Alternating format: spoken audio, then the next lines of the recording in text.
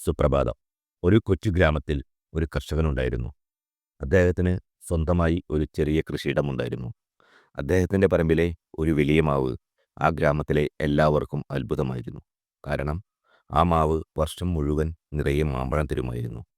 മറ്റു മരങ്ങളെല്ലാം ഒരു തവണ മാത്രം കായ്ക്കുമ്പോൾ ഈ മാവ് മാത്രം എങ്ങനെയാണ് വർഷം മുഴുവൻ കായ്ക്കുന്നത് എന്ന് പലർക്കും മനസ്സിലായില്ല.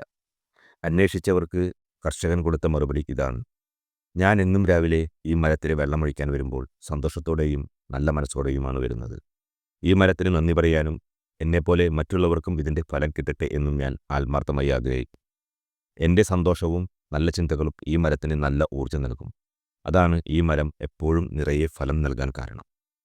കർഷകന്റെ ഈ മറുപടി കേട്ട് പലരും ചിരിച്ചു. എങ്കിലും അതൊരു സത്യമായിരുന്നു.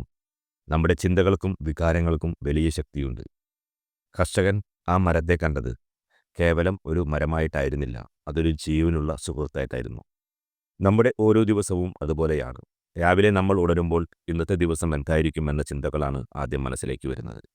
പലപ്പോഴും ഇന്നത്തെ ദിവസം ഒരുപാട് ജോലികളും ബുദ്ധിമുട്ടുകളും ഉണ്ടാകുമോ എന്ന നെഗറ്റീവ് ചിന്തകൾ നമ്മളെ ഭരിക്കാറുണ്ട്. ഇനി നമുക്ക് കർഷകനെ പോലെ ചിന്തിച്ചു തുടങ്ങാം. എല്ലാ ദിവസവും സന്തോഷത്തോടെയും നല്ല ചിന്തകളോടെയും നമ്മൾ തുടങ്ങുകയാണെങ്കിൽ ആ ദിവസം മുഴുവൻ നല്ല ഊർജം നമ്മളിൽ നിറയും.